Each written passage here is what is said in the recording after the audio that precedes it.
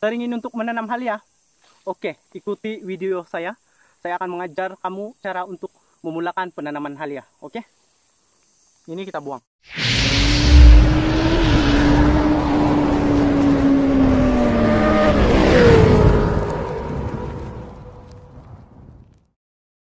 Penat pula jadi bos sendiri guys.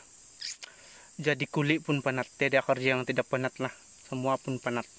Oke, kita terus kepada 3 cara yang kita lakukan sebelum kita memulakan penanaman halia. Oke, yang pertama, sebelum kita membeli bibit halia, kita harus menyediakan tapak yang sesuai untuk kita tanam itu halia. Kalau tiada tapak yang bagus, kita akan rugi beli halia, karena halia itu tidak akan membesar. Jadi kita perlu cari tapak yang sesuai, ambil tapak yang sesuai, cari tapak tanah yang bagus, sekurang-kurangnya tanah hitam, dan kami panggil gembur. Oke, tidak keras itu tanah. Oke, kedua, bibit. Tidak, pertama lagi, jangan dulu. Kita perlu cari bibit yang bagus untuk kita tanam. Kalau yang di pasar tuh, mungkin saya tidak galakkan kita semua untuk membeli di pasar untuk kita tanam. Sebab ada halia yang belum cukup umur. Jadi dia sukar untuk membesar bila kita tanam. Kita tidak tahu itu halia sudah cukup umur untuk ditanam atau tidak. Jadi kita harus membeli kepada orang yang berpengalaman. Dan satu lagi, kita perlu hindari bibit yang memang benih dia ada penyakit dari keturunan lah. Yang ada keturunan yang memang bekulat. Saya tidak pasti ini keturunan ataupun tanah yang memang bekulat.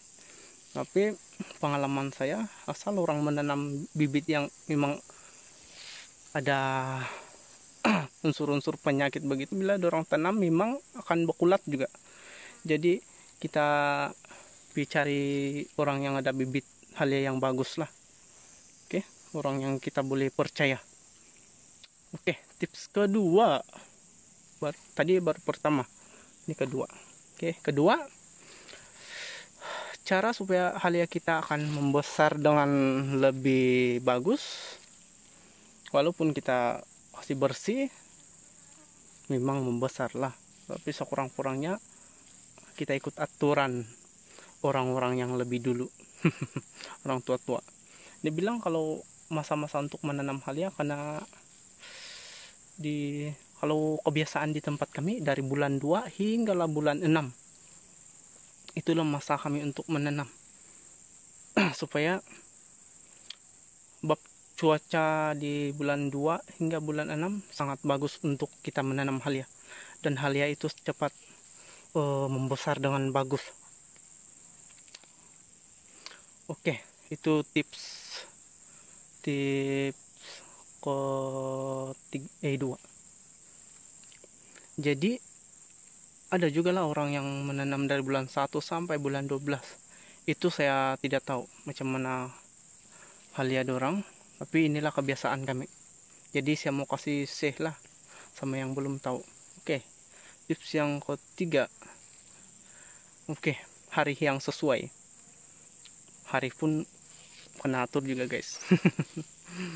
Oke, masa yang sesuai atau hari yang sesuai untuk menanam halia adalah 2 minggu sebelum bulan purnama. Dalam 2 minggu itu kamu harus menanam halia. Sebab kalau kami masa rondom tuh yang belum ada bulan, kami orang tua-tua tidak galakkan kita untuk menanam halia. Sebab halia itu ada kemungkinan tidak akan membesar betul lah, dia akan membesar juga, memang membesar, tapi dia tidak akan jadi besar. Dia sukar membesar lah kalau kita tidak kasih bersih betul-betul. Jadi kita harus menanam 2 minggu atau 1 minggu sebelum bulan purnama.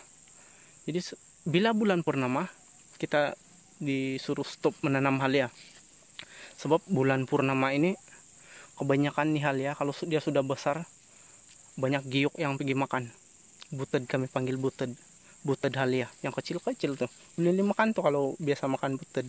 Tapi butad halia ini ada pedas-pedas sedikit lah. Oke, jadi kami berhenti menanam, tapi ada juga bayang menanam. Tidak ada masalah juga, tapi itulah dimakan butad. Oke, selepas bulan purnama, 1 hari selepas bulan purnama kita boleh menanam sampailah rondom yang tidak bulan. Oke, kalau menanam rondom pun boleh juga, tapi itulah saya sudah kasih cerita tadi.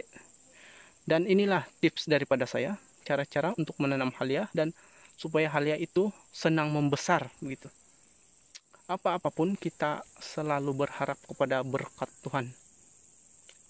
Apapun yang kita tanam, kalau Tuhan tidak berkati, memang susah mau membesar lah. Jadi kita harus ikuti apa-apa aturan. Itu bukan landasan kepercayaan kita, tapi kita harus ikut.